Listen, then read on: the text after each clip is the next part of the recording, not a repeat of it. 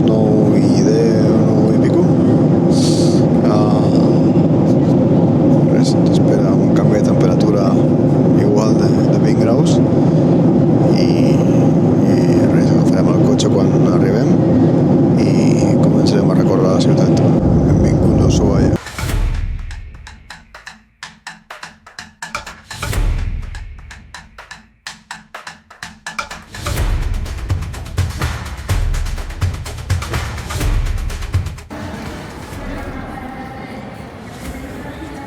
Doncs acabem d'arribar a Ushuaia.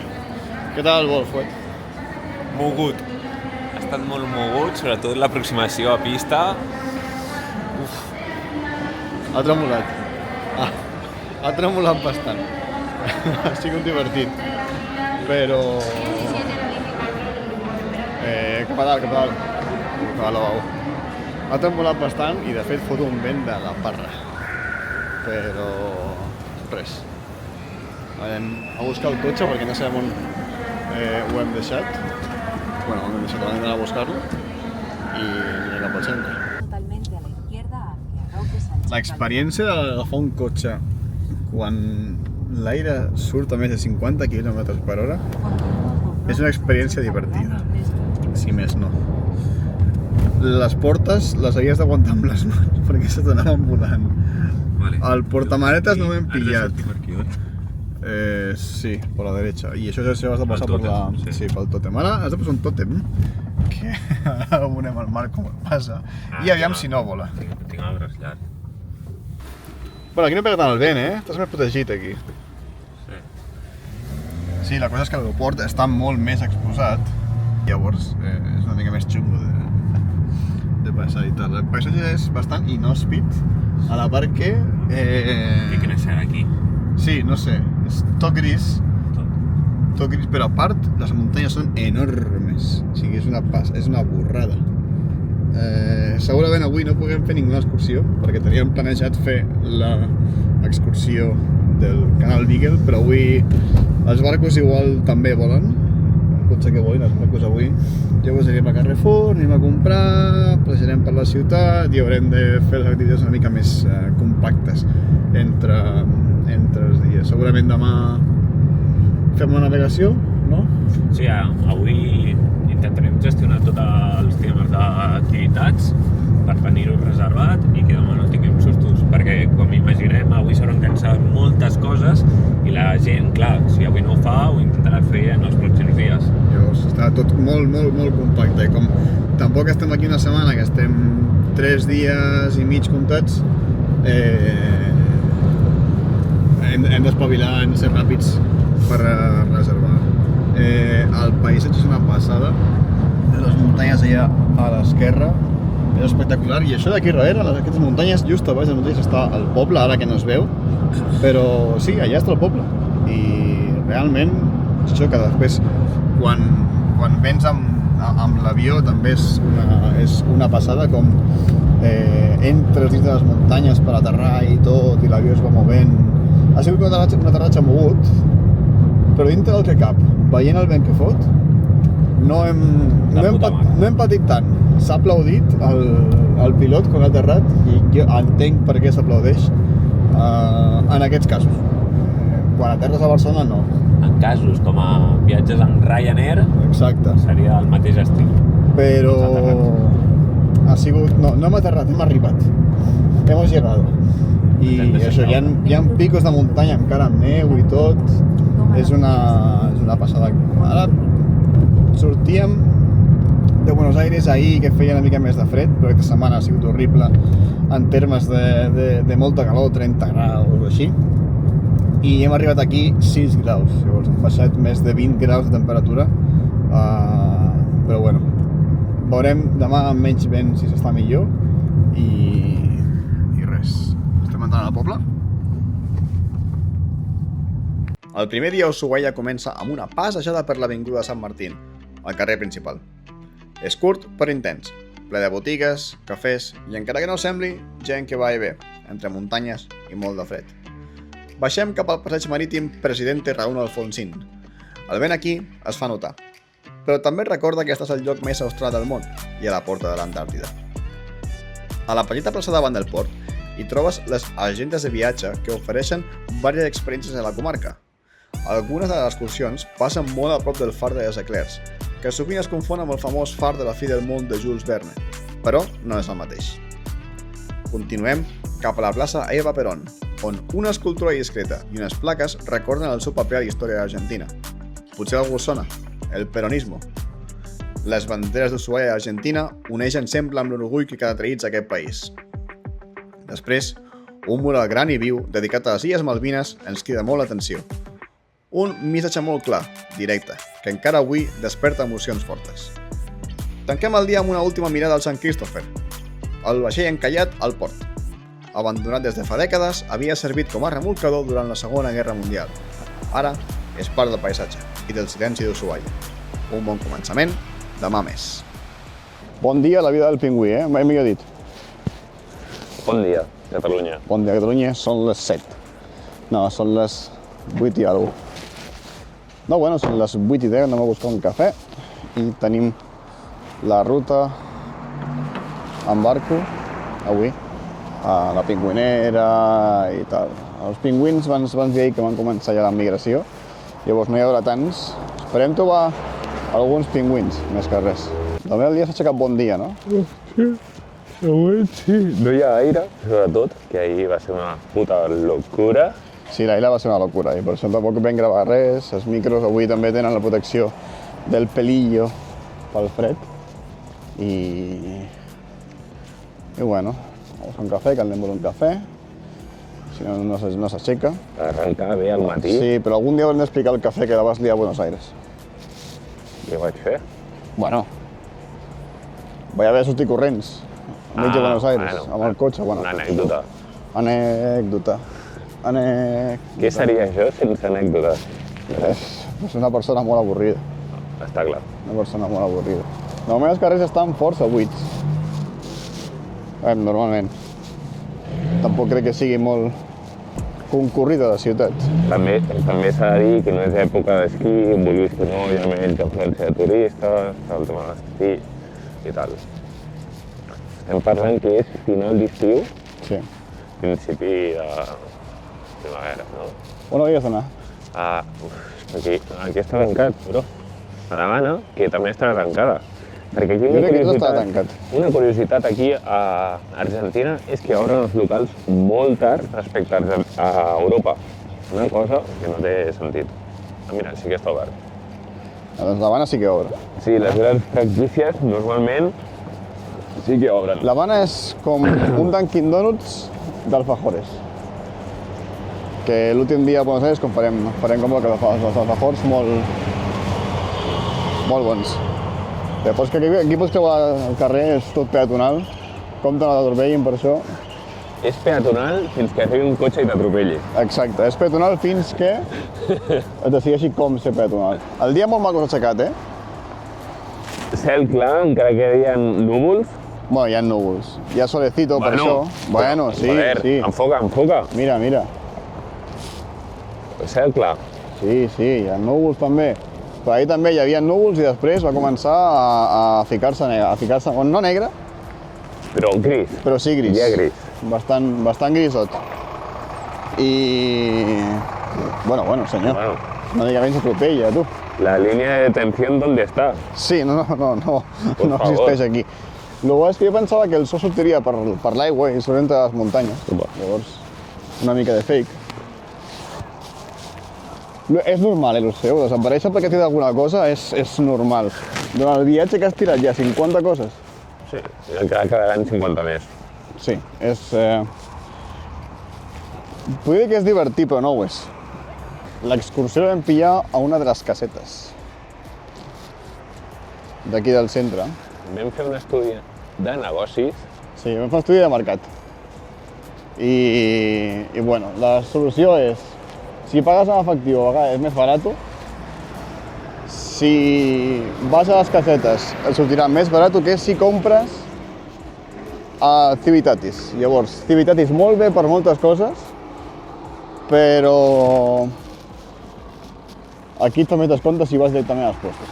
Nosaltres hem agafat per una companyia que es diu Terramar que et fa també l'expulsió llarga i bueno, veurem què tal va. Bueno, catamarans. Buques. Aquests aquí ens portaran a l'excursió.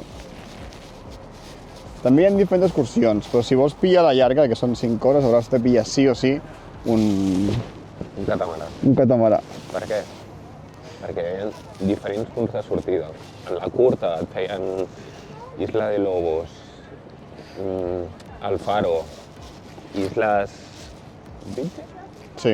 I ja donaves la volta cap aquí, cap a Ushuaia, capital, i si volies fer la Pingüinera, que és la ruta que farem nosaltres, sorties des d'un altre port. Sí, llavors els petits barcos... Sí, amb un transport fins allà, però, clar. Els petits barcos són amb transport fins allà, els grans tenen la sort que vas cap allà. Clar, els petits igual t'apropes més a les illes, però per comoditat també, si fa fred, igual també es pot pillar un d'aquests catamarans que tenim aquí al costat.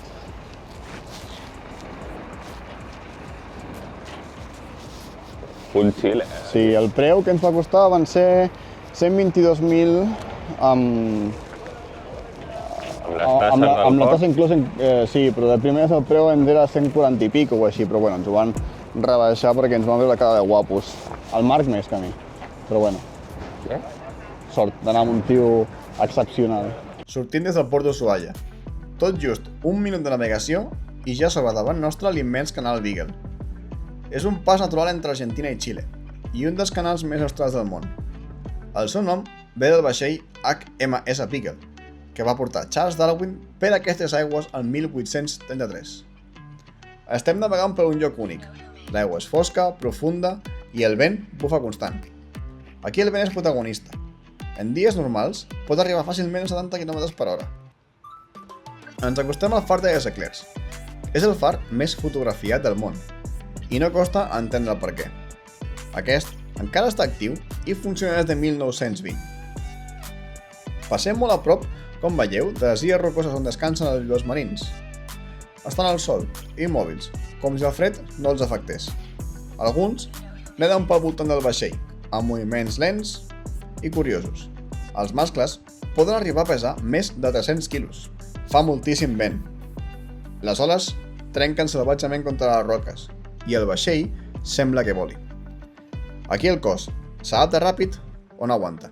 Més endavant, s'acosta un dels moments més esperats, l'arribada de la colònia dels pingüins.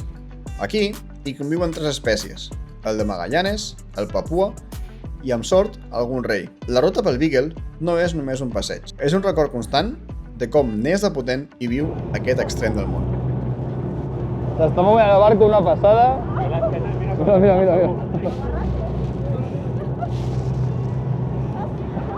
Aquests dos venen ja mullats.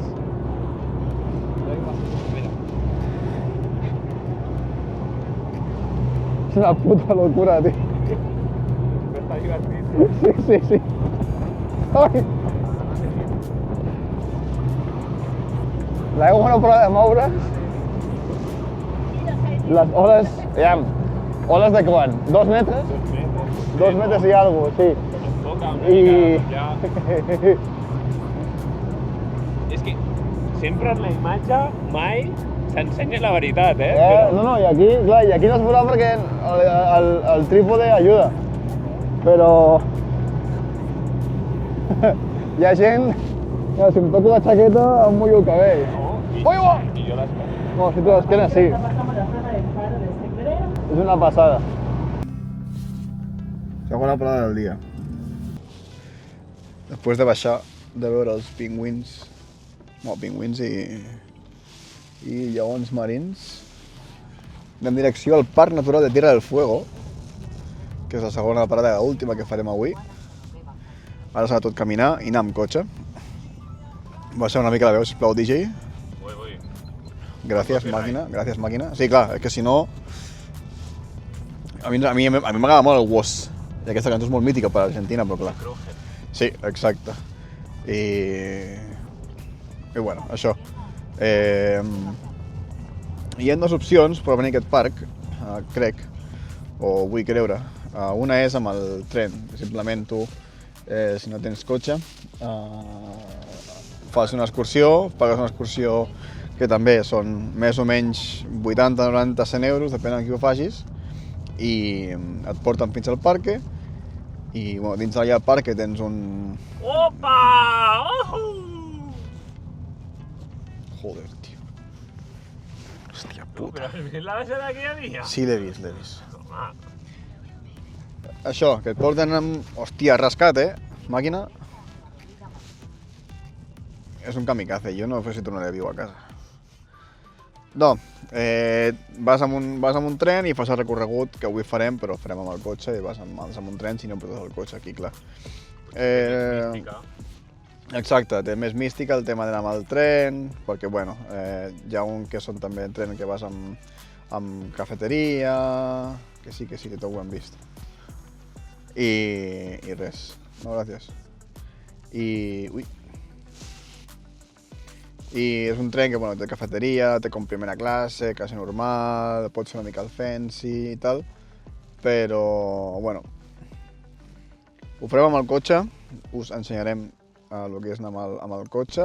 Crec que no s'ha de pagar molta cosa, crec que no sé si hi ha entrada o no ho sabem, no tenim ni idea, llavors anem a descobrir. Sí que crec que l'entrada al parc sí que es fa, que són uns 40.000 pesos. Bueno, veurem.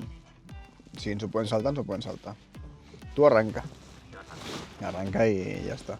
No, veurem. De moment anem una mica amb un tour més o menys plantejat i veurem el que podem fer. Esperem que el dia no s'espatlli, perquè de fet, com tornàvem ja de les illes, veureu per aquí, un vent increïble. Llavors, veurem, de moment, inclús es pot veure que les banderes allà al fons estan ondejant molt heavy. Però res, primera parada, al mirador del riu Pipou. Primera parada de la ruta recomanada. Quina falta, tu. Quina falta, tu. De la ruta recomanada és molt curta, o sigui, no has de pagar. De moment no hem pagat res per entrar a ningú puesto. Vaig guanyant. Jo que posava per entrar al allò. Van dir. Espera, això, d'aquí també. Avui. És parar-te al cantó de la carretera i fer una foto al paisatge, que és realment bastant bonic. És una vall entre dues muntanyes que són bastant inclinades i és tot ple d'arbres i va notant també el canvi una mica ja aquí a la tardor. I res, bueno, és que mira, estàs aquí, enmig del no-res, va passant cotxes i a part la carretera ja arriba un punt que canvia de ser asfalt a terra i asfalt i ja caseta, estic a punt de perdre. Extremo. Ui, estem en extremo de incendios forestales. Menys mal que no fumem, prohibido hacer fuego. Aviam, caseta, te pinta de que la general són 30.000. 30.000 són. Pues la primera parada ha sigut una mica xof, perquè no podíem entrar. Una! Iu! Què és això? M'ha atacat el dron, Què és això, bro? Hòstia, pajarraco, tio.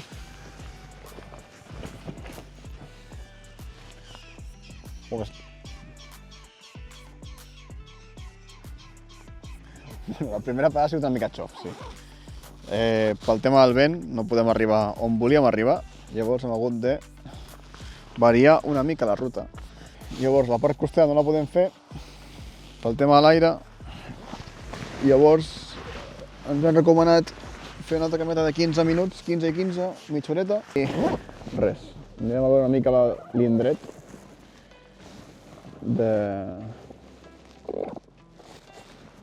el parc natural i bueno, primera ruta, el Valle del Río Pipo, que és el mirador que hem anat abans.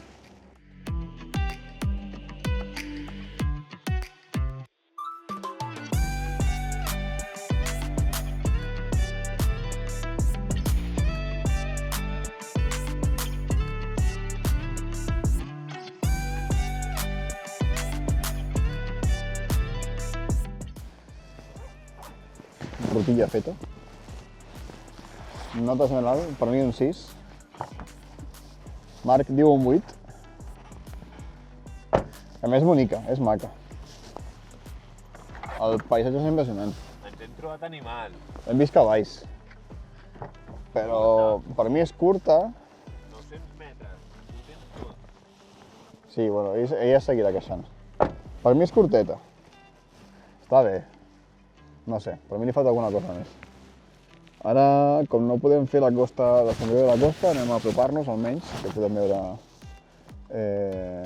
una mica del canal i anirem primer cap al final, veurem el que és més important, que és el final del parc, al final de la ruta 3, l'última ruta panamericana, i seguirem fent més volta al parc.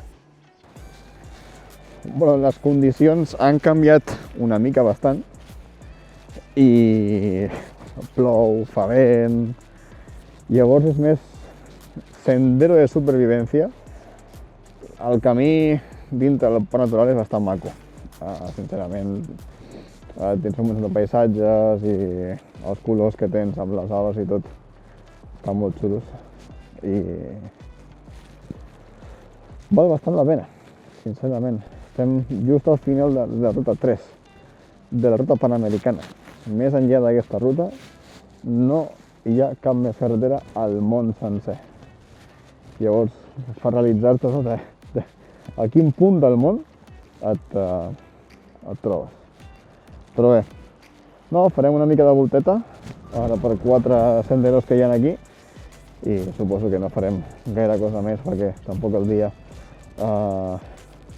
ens dona per gaire més, però els voltants són espectaculars. Tercera? Segona?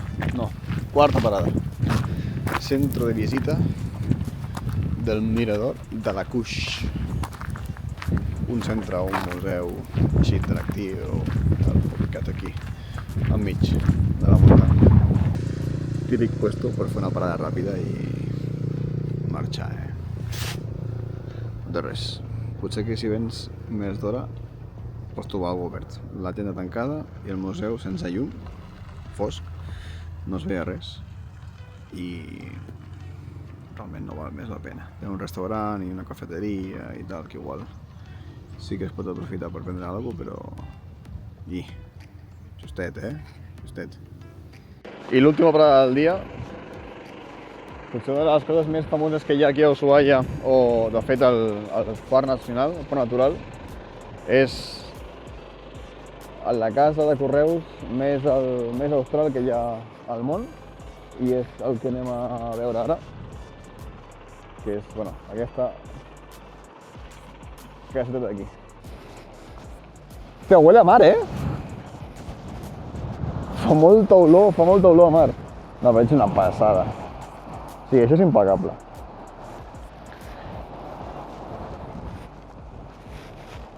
El que deia de la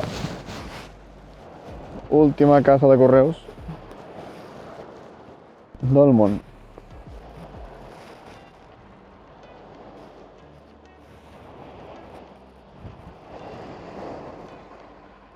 Clar, avui ja està tancat i no es pot enviar cap carta. Tancat a les 5 i el diumenge a les 3. La caseta per dins... Bueno, es pot donar alguna coseta. No sé si es pot veure per aquí. Sí. Aviam.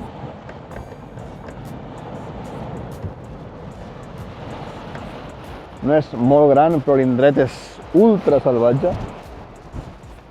El sentit d'enviar una carta des d'aquí no tinc ni idea, perquè tampoc... Ja més, és un parc natural i tampoc hi ha gaire molta més cosa. Però bueno, per alguna cosa estaria aquí. La bandera argentina uneix amb força. El vent no va parant tot el dia, però a aquesta hora ja no molesta. Forma part del paisatge com el canal i les muntanyes. Mirem al fons i tot sembla en calma. Ha sigut un dia intens, i Ushuaia sorprèn. La llum, el silenci i el contrast entre ciutat i natura. Davant l'antiga oficina de correus del fi del món, ens acostem a l'aigua, Aquí centenars de persones envien postals cada any només per tenir el segell que diu que ha arribat al sud més extrem. Caminem tranquils, parlant poc però pensant molt. Compartim el moment en silenci, com si tots sabéssim que aquests instants són els que realment es queden. I hi ha ciutats que et cansen, i altres que t'activen. Ushuaia és de les segones, petita, exposada i plena de contrastos.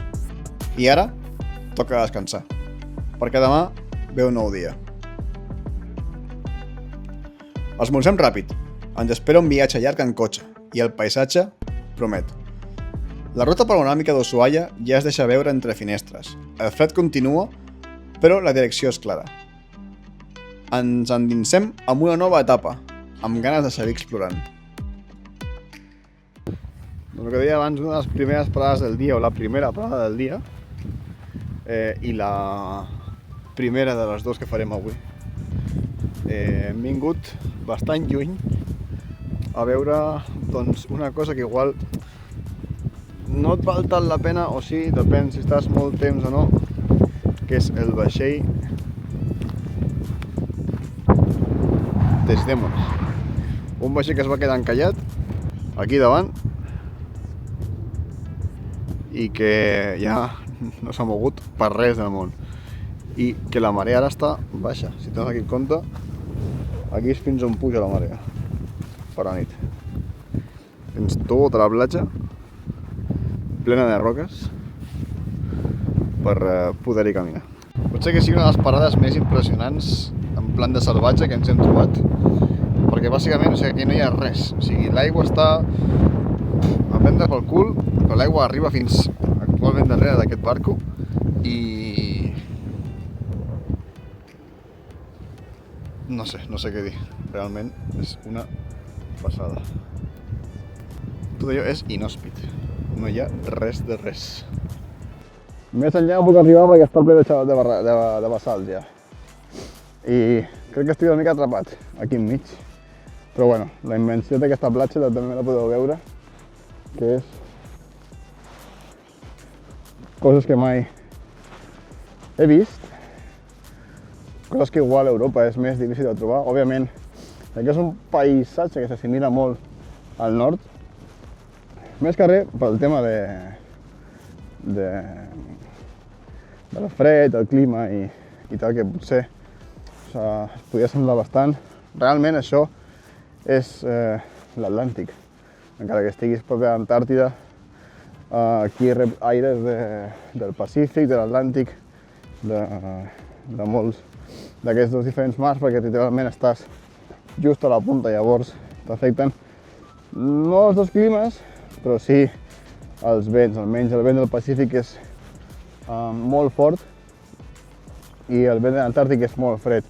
Ahir el vaixell, com veieu, el vent era molt gran i era quasi impossible estar-se de peu en el barco, passa que bueno, vam fer una mica el burro i vam sortir fora. I sí, bueno, ja està. Crec que marxarem ja, tornarem cap a Ushuaia perquè tenim una altra excursió que volem fer, la Laguna Esmeralda, que tampoc és molt llarga, però ens han dit que també és maca i està a prop de la ciutat. Per dinar no sé què farem, perquè tenim sàndwich a la motxilla, perquè trigarem bastant a arribar a Ushuaia. Així que, bueno, sí, farem el sàndwich, dinarem pel camí a una ciutat que es diu Tolwyn, que té també nom de vikingo, com que s'han barrejat aquí les cultures. Però bueno, també té una mica de mística, no? De mística vikinga, això, amb el barco aquí i els penya-segats, que són impressionants. Ja et dic, això perquè és més o menys turístic, però jo crec que aquí hi ha trossos de platja que mai ningú ha trepitjat. És el mateix que dèiem ahir al barco, quan anàvem cap a veure els pingüins a la Isla Martillo, que hi haurà boscos i hi haurà racons que crec que ningú mai els ha visitat. I això també val bastant la pena, perquè no és una cosa comú que tothom va de viatge allà. De fet, aquí el Desdèmones creiem que era més turístic Igual a la part d'estiu més pel tema del surf i tal, com he dit abans, però res d'això. És tot impressionant, de veritat. Resumint, o no resumint, val la pena la visita? Bueno, sí i no. Val la pena si tens en compte que et trigaràs 3 hores des d'Ushuaia. Està lluny, està bastant lluny. I és tot camí... És una hora que tens un camí de pedra. Llavors ja pots intuir també que et costarà arribar. Però després tens unes vistes que estan força bé. També el dia ens ha acompanyat bastant, No fa gaire vent i fa el solet, passa que fa igual bastant de fred pel tema del vent. Però si no, és una excursió que si veniu una setmana la podeu fer. Això sí, s'ha de tenir cotxe propi o llogar-te un cotxe, o no sé si alguna agència fa excursions al Desdèmona, que crec que no, perquè no vam veure. És una cosa bastant apartada de la ciutat, com he dit abans, i no pots venir amb excursió, crec. O si algú fa excursió, crec que serà bastant cara. Nosaltres hem llogat un cotxe, 4 dies crec que són, i ens ha costat 100 i alguna cosa. Les excursions també, que vam fer ahir, per exemple,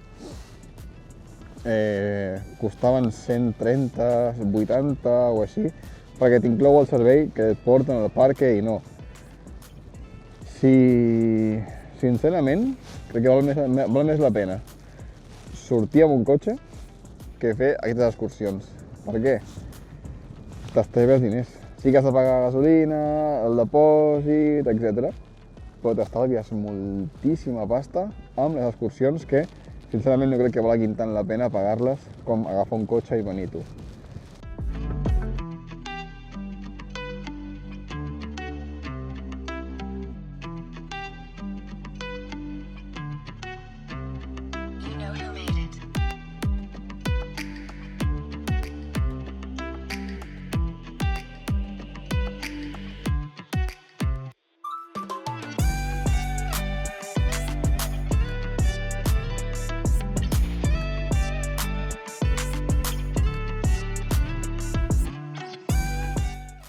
Última parada del dia, anem a pujar a la Laguna Esmeralda, que és una de les excursions que recomanen sempre molt venir.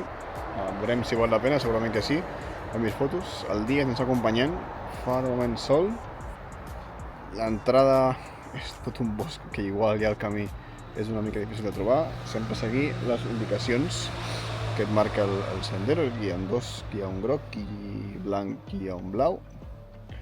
Sempre seguir les indicacions que recomanen. És una ruta fàcil, no és una ruta que diguis me voy a perder, però és un bosc. I al bosc, a la muntanya, s'ha de tenir respecte. Aquest és l'inici del camí del Lago Esmeralda, un dels trekkings més importants i més famosos d'Ushuaia. És un imperdible de la zona. La zona és hàbitat de moltes espècies, com el picot trencalós, un ocell típic que es reconeix pel seu toc característic, i el colibrí barbiblanc, que és l'únic colibrí que viu a la regió. També es poden veure esquirols i en ocasions guineus que habiten als boscos. El sender puja suaument entre arbres i vegetació nativa, i encara que no hem arribat al llac, ja es percep que el canvi de paisatge cap a la zona més oberta i muntanyosa és espectacular. És una passada el paisatge, però és espectacular. Crec que no he vist mai res així. Aquest any he tingut la sort de veure muntanyes nevades al Japó i de poder venir aquí a la Patagònia, a Ushuaia, i veure això, és espectacular. Les muntanyes encara amb la neu al pic, i que dintre d'un mes o així tornen a tenir neu totes. Així que molt, molt xulo. Doncs aconseguit que hem de pujar, tampoc és una ruta molt difícil, és una horeta de pujada, una horeta de baixada, però hi ha trams que, mira, es fica una mica xungo, no xungo, però al final estàs pujant a una muntanya, es fica bastant elevat, i les vistes des d'aquí darrere i des d'aquí també són impressionants. És una cosa que jo a cap lloc que he vist que sigui tan immens. És una meravella. De fet, es veu l'aigua, que és de color esmeralda. Això és perquè ve de l'aigua dels glaciars que estan aquí darrere. Tota aquesta aigua va parar a aquesta vall i i bueno, d'això que sigui l'aigua turquesa. Tot allò ve d'aquí, d'aquesta vall d'aquí, va baixant, i aquí està la desembocadura, i tot això va cap aquí, i baixa per aquí baix, que tenim una cascada que quan puges també es veu tot el riu, tota la riuada, i està molt impressionant, la veritat. Val la pena venir, però no pugeu tard, no pugeu a les 5. Hem de pujar a les 5 i hem de baixar en res perquè perquè el sol desapareix, ja es va apagant amb els núvols i tal. Fa bastant de vent també i res, és una passada. I amb aquestes imatges vull expedir una mica del viatge que he tingut a Argentina. Crec que és un dels millors viatges a nivell natural que he tingut mai. Òbviament vindran més segur i tindré l'oportunitat o vull tenir l'oportunitat de seguir visitant aquests països o països que tinguin una capacitat natural tan gran com ho té Argentina, o tornar a Argentina a visitar, perquè hi ha també els Andes que han de ser espectaculars. Però res, viure això també amb amics i tal, val molt la pena. Jo que estic acostumat a viatjar sol, també val la pena venir amb amics i res, el Marc ja em reclama, així que marxarem cap a baix. Aquí acabem el nostre viatge per Ushuaia i per Argentina. Un recorregut ple de natura salvatge, moments que no esperàvem i molta aventura. No som exploradors professionals, ni experts, però sí uns curiosos amb ganes de descobrir cada racó, i crec que ho hem fet bé. El fred, el vent, les llargues hores de carretera, tot forma part que fa que aquest viatge sigui memorable. De Buenos Aires a Ushuaia, Argentina. Gràcies. Ens va rebre amb vent, muntanyes i una mica de caos. I així, exactament així, és com volíem recordar-te. Gràcies i fins aviat.